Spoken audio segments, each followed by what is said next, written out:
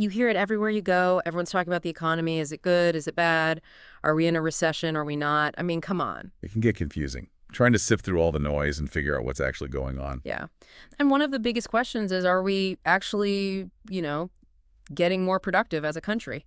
So that's what we're going to do today. We're taking a deep dive. We're going deep into one of the most important measures of economic performance, labor productivity in the non-farm business sector. Yeah. And we're going right to the source for this one, the Federal Reserve Economic Data website, FRED. FRED, our old friend. And we're specifically going to be looking at 3 key data series from the Bureau of Labor Statistics. BLS. The BLS, yeah. Consider these the fundamental building blocks for understanding what's really happening in the U.S. economy. Okay, so what are we looking at here? Well, first up, we've got the non-farm business sector. Labor productivity, output per hour, for all workers. Catchy title. It is. And you might see it shortened to OPHNFB. OPHNFB. Got it. And then there's the non-farm business sector. Hours worked for all workers. So how much time we're all putting in? Exactly. And that one's HOAMBS. HONES. All right. What's the last one? The last one is the non-farm business sector. Real value-added output for all workers, or ATNFB. OTNFB. Okay, I think I'm keeping up. But acronyms aside, what's the point of all this? What are we actually trying to understand here? So the big goal today is not just to define each of these numbers. That's, easy enough. What we really want is to understand how they fit together. Because that relationship, that interconnectedness, tells us a really fascinating story about the efficiency and the health of a major chunk in the American economy. Okay, so before we jump in too deep, let's break down a term that might be new to some people. That non-farm business sector. What exactly are we talking about here? Well, think about it this way. It's basically every private company in the U.S. that isn't a farm. Obviously, are out. Farms are out. It also excludes government entities and nonprofit organizations. So what you're left with is, well, it's pretty much most of the economic activity in the country. The real movers and shakers. Exactly. That's where most of the jobs are. That's where most of the goods and services are being produced. So it's a really good representation of the overall economy.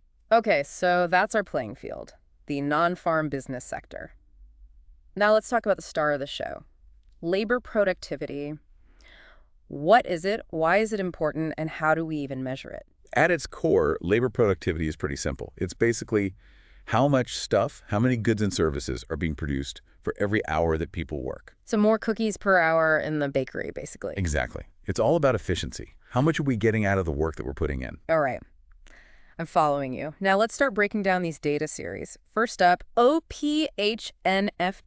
Okay, so the non-farm business sector. Labor productivity, output per hour, for all workers. OPHNFB. As the name implies, it measures exactly that. The real output generated for every hour worked by all the folks in that big non-farm business sector. So if OPHNFB is going up, it means we're getting more efficient, more bang for our buck, so to speak. Right. And if it's going down, well, that means we're becoming less efficient. Something's not working as well as it used to. Okay, so how do they actually measure this? What units are we talking about? That's where it gets a little technical, but stick with me. They express this as an index, which might sound complicated, but it's really just a way to make comparisons over time easier. They've set the average value for the entire year 2017 as the baseline, or 100. So if the index for, say, the first quarter of 2024 is 105, that means productivity was 5% higher than the average for 2017. Interesting. Now, it's also important to know that this data is seasonally adjusted. Basically, they use some statistical magic to smooth out the regular ups and downs that happen throughout the year, like, say, the spike in retail activity around the holidays. That makes sense. This way, we can see the underlying trends more clearly. So no panicking if productivity dips in January after everyone's gone on their holiday shopping sprees. Exactly. We're looking at the bigger picture. Yeah. And this data comes out every quarter, so 4 times a year, from the Bureau of Labor Statistics in their report called Productivity and Costs. Okay, I see. So now, before we move on, I just want to touch on a little note I saw about a change they made back in 2003, something about a benchmark revision. Ah, yes. That's referring to the switch to the North American Industry Classification System, or NAICS. It's basically a way to categorize industries, but they updated it back then, and it caused a minor ripple in the data. So why mention it if it was minor? It's just a good illustration of the fact that these data sets are living things. They're constantly being refined and improved to make sure they're as accurate and relevant as possible. So the numbers we're looking at today might be slightly different from the numbers someone was looking at 20 years ago. Exactly. They're always trying to make it better. And speaking of accuracy, I should point out that Fred always provides a suggested citation for each data series, so you can properly attribute it if you're using it in your own research. All right, let's move on to our next metric. HOA-NBS, which, if I remember correctly, is all about how many hours we're working. You got it. The non-farm business sector. Hours worked for all workers. It's pretty straightforward. They add up all the hours worked by everyone employed in that same non-farm business sector we've been talking about. So this is where we see if people are putting in longer hours, shorter hours, or staying relatively consistent. Right. And like the productivity data, it's indexed to that same base year of 2017, so 100 represents the average for that year. It's also seasonally adjusted, and it comes out every quarter from the Bureau of Labor Statistics in that same productivity and costs report. So we're looking at apples to apples here. Okay, so one more data series to go. OTNFB. I know this one's about output, but what exactly are we measuring here? So OUTNFB stands for the non-farm business sector. Real value-added output for all workers. This is where we get to see the actual value of all the goods and services produced in that sector. And the real part is really important because it means they've adjusted for inflation. So we're not just seeing prices going up, we're seeing if the actual amount of stuff we're producing is increasing or decreasing? Exactly. It's like if you're baking cookies. This tells you if you're actually baking more cookies, not just selling them for a higher price. And I'm assuming this one's also indexed to 2017, seasonally adjusted, and released quarterly. You know it. The Bureau of Labor Statistics is all about consistency. And of course, they provide the suggested citation right there on FRAD. All right, so we've got our three players on the field. How much we're producing per hour, the total hours we're working, and the real value of all the stuff we're making. But I have a feeling these aren't just three separate numbers. How do they relate to each other? That's the million-dollar question. And the answer is, well, it's pretty elegant, actually. It all boils down to a simple equation. Labor productivity equals real value-added output divided by total hours worked. So in our cookie analogy, we're dividing the number of cookies baked by the number of hours spent baking to see how many cookies we're producing per hour. Precisely. So if the total output, the cookie pie, so to speak, gets bigger without the number of bakers or the hours they work increasing at the same rate, well, then each hour of work is baking more cookies, meaning higher productivity. It's like magic. But seriously, that makes a lot of sense. And you know what's great about FR8? If you want to explore these concepts further, there's a whole world of related data just waiting to be discovered. Oh, absolutely. If you're interested in digging deeper into how much time people are actually spending at work, there's data on average weekly hours. Yeah. And if you want to see if people are shifting to more part-time or full-time work, FRV has you covered there too. They even track things like labor compensation, real hourly compensation, and the overall number of people employed in the non-farm business sector, so you can really get a comprehensive view of the labor market. And if you want to broaden your perspective even more, there's data on total factor productivity. This measure tries to look at the efficiency of the whole economy, taking into account not just labor, but also things like capital and technology. Capital and technology, those are pretty important factors, right? Absolutely. They can have a huge impact on how much we're able to produce. And if you want to compare productivity across different industries, you can even zero in on specific sectors like manufacturing. Oh, yeah. I've always been fascinated by how manufacturing has changed over the years, especially with automation and all the new technologies coming into play. And if you really want to dive into some in-depth analysis, the FRAD blog is a fantastic resource. For example, there's a really interesting article called "Has the Pandemic Boosted Labor Productivity?", which explores some of the recent trends and tries to explain what might be driving them. The pandemic definitely shook things up. It would be fascinating to see how that impacted productivity. And speaking of the pandemic, those supply chain disruptions were a major headache. I wonder if Fred has data on that. I'm sure they do. But before we get too sidetracked, I also wanted to mention another great FRED blog post called "When Comparing Wages and Worker Productivity, the Price Measure Matters."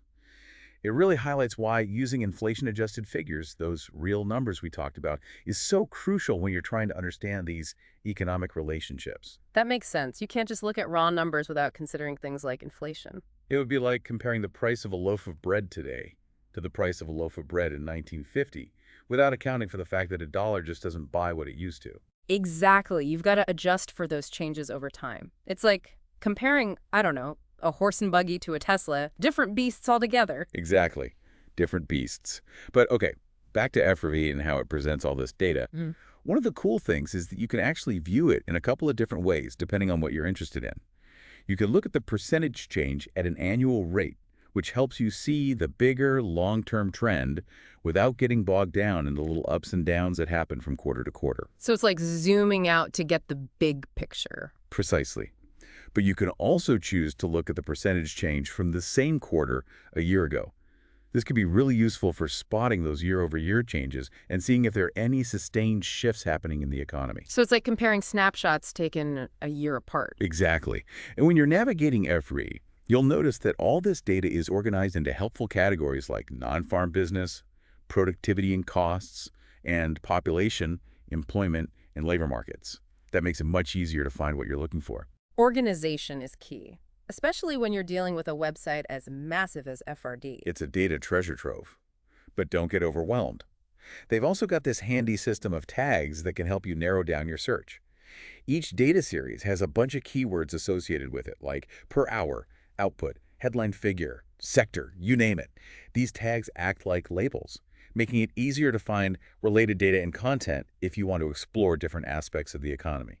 So if you're interested in, say, manufacturing productivity, you could just search for the tag manufacturing and boom, a whole bunch of relevant data series would pop up. Exactly. It's a really powerful tool. And I think, at the end of the day, what's so fascinating about all this is that when you look at these three measures together, labor productivity, hours worked, and real value-added output, you get a really clear picture of how efficiently the U.S. non-farm business sector is operating. And how that efficiency is changing over time. Are we getting better or worse? Exactly. It's a key indicator of the health of our economic engine. You know, I've always thought about productivity in a very individual sense. Like, am I getting all my work done? Am I using my time wisely?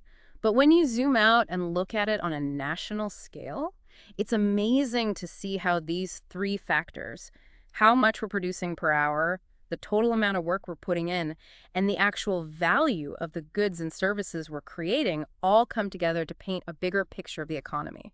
It's like a giant puzzle, and each of these data points is a piece that helps us see the bigger picture. Absolutely. And at the end of the day, that measure of labor productivity output per hour, it's not just some abstract number. It has real-world consequences. It absolutely does. It's a key driver of economic growth and our overall standard of living.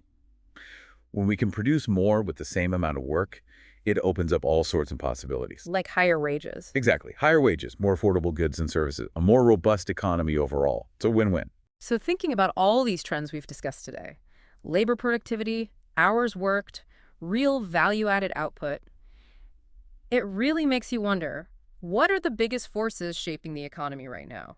Are we becoming more efficient? Are we working more hours? And what does this all mean for the future of work?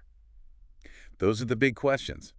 And unfortunately, we don't have all the answers, but hopefully this deep dive has given you a solid foundation for exploring these issues further. I mean, FreshWrite is a goldmine of information. It is. And don't forget those FRAD blog articles we mentioned. They're a great place to start if you want to delve deeper into specific topics. It's really fascinating stuff. And, the more you understand these fundamental economic concepts, the better equipped you'll be to navigate the complexities of the world around us. Couldn't agree more. Food for thought.